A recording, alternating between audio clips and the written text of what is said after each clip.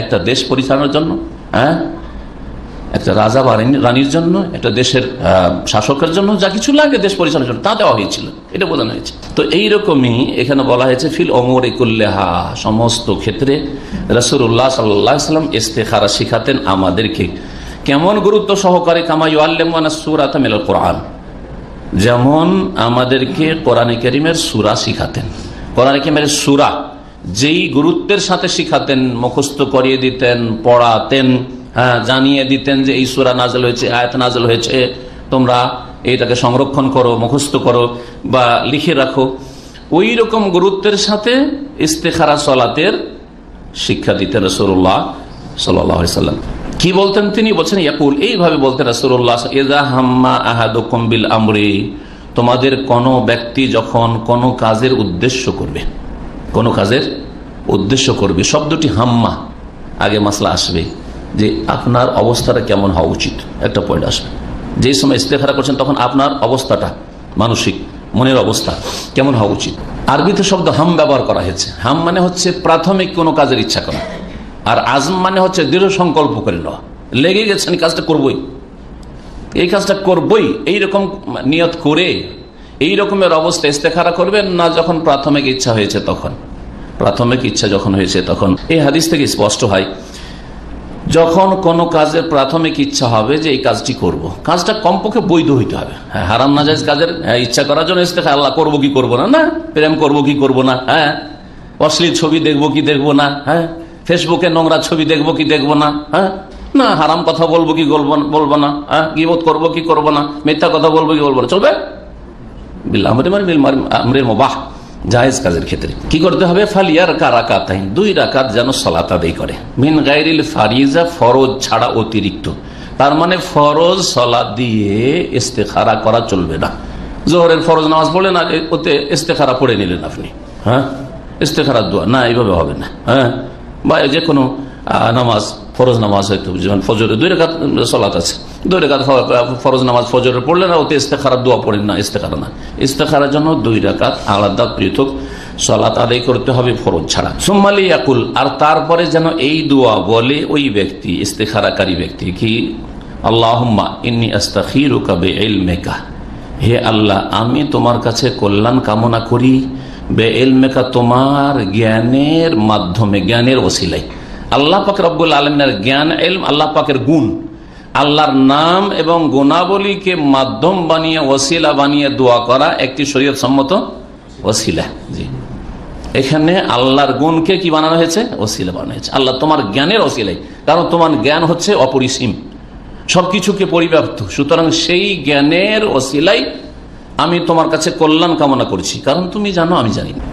ও আস্তাকদিরুকা বিকুদরাতিকা, এবং তোমার কাছে ক্ষমতা তলব করি, কামনা করি, বিকুদরাতিকা তোমার ক্ষমতার ওসিলে, তোমার কুদরত ওসিলে। আল্লাহ পাক যে কাদির, আল্লাহর নাম হচ্ছে আল কাদির, আর তার একটি গুণ হচ্ছে আল কুদরা, ক্ষমতা। তাহলে আল্লাহর গুণকে এখানে ওসিলা বানিয়ে দোয়া কর আল্লাহ পাকের রাসূল সাল্লাল্লাহু আলাইহি ওয়াসাল্লাম শিখিয়েছেন।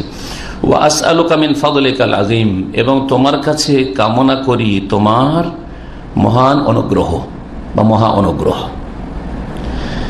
ফাইন্নাকা তাকদিরু, নিঃসন্দেহে তুমি সক্ষম, তুমি সর্বশক্তিমান। ওয়ালা আকদিরু, আমি অক্ষম, আমি ক্ষমতা রাখি না। তুমি ক্ষমতা রাখো, আমি ক্ষমতা রাখি না। নিজের অসহায়তা আল্লাহর কাছে প্রকাশ করলে আল্লাহ পাক রব্বুল আলামিন পছন্দ করেন। হ্যাঁ, দুনিয়ার ক্ষেত্রে উত্তম উদাহরণ রয়েছে। যদি কাউকে যদি অহংকার দেখান তো আপনার দিয়ে সুদৃষ্টি দেবে? অহংকারে দেখাচ্ছে, আবার আমার কাছে ধারও চাইছে, চলবে না।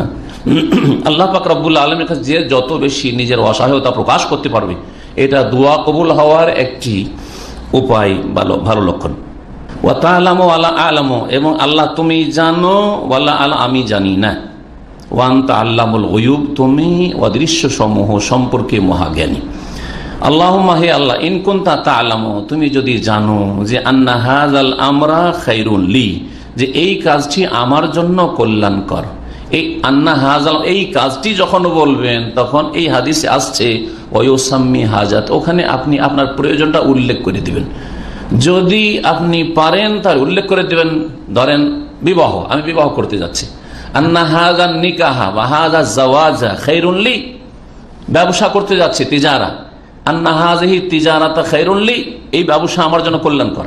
এই সফর আমি দেশে জার্নি করতে যাবো কি যাবো না, আল্লাহুম্মা ইন কুনতা তা'লামু আন্না হাযা সাফারা খায়রুল লি, এই সফর এইভাবে আর কি, এটা সবচেয়ে ভালো। কেউ যদি না পারেন, শব্দ আপনি বদলাতে পারছেন না, তাহলে কম পক্ষে অন্তরে নিয়ত করবেন এই কথাটি বলার সময় অর্থ বুঝি যে আল্লাহুম্মা ইন কুনতা তা'লামু, হে আল্লাহ তুমি যদি জানো যে আন্না হাযাল আমরা খায়রুল লি, এই কাজটি অন্তরে নিয়ত করুন, আমার এই কাজটি, যেই কাজটির আমি নিয়ত করেছি সেটা আমার জন্য কল্যাণকর, ফি দীনি ওয়া মাআশি ওয়া আকিবাতি আমরি, আমার ধর্মীয় ক্ষেত্রে, দিনের ক্ষেত্রে, ওয়া মাআশি আর আমার পার্থিব ক্ষেত্রে, দুনিয়ার জীবনযাপনের ক্ষেত্রে, ওয়া আকিবাতি আমরি আর আমার কর্মের পরিণতির ক্ষেত্রে, ফলাফলের ক্ষেত্রে।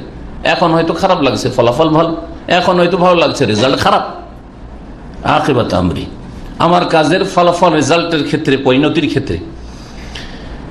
অথবা এই আকিবাতে আমরির জায়গায় বর্ণনাকারী সন্দেহ বলেছেন, আও কালা, অথবা বলেছেন ফি আজলে আমরি ওয়া আজলিহি, ফি আজলে আমরি ওয়া আজলিহি, তাহলে দুই রকম করেই পড়া যায়। ফি আকিবাতে আমরি বলেই যথেষ্ট, তারপরে যেটুকু আসছে। অথবা ফি আকিবাতে আমরির জায়গায় বলে ফি আজলে আমরি ওয়া আজলিহি, আমার এই বর্তমান অবস্থায় অথবা আগামীতে, এই সময় যদি এই কাজটিতে কল্যাণ থাকে এবং আগামীতেও কল্যাণ থাকে, তাহলে কি করো, ফাকদুরহু লি ওয়ায়াসসিরহু লি, তাহলে আল্লাহ সেটাকে আমার ভাগ্যে নির্ধারণ করো আর সেটা আমার জন্য সহজ করে দাও। সুম্মা বারিক লি ফিহি, আর তারপরে তাতে আমার জন্য বরকত দাও, বরকত দান করো। ওয়া ইন কুনতা তা'লামু, আর একটা অংশ, কল্যাণ থাকে তো আল্লাহ তৌফিক দাও, হ্যাঁ বরকত দাও ইত্যাদি চাইলেন, সহজ করে দাও।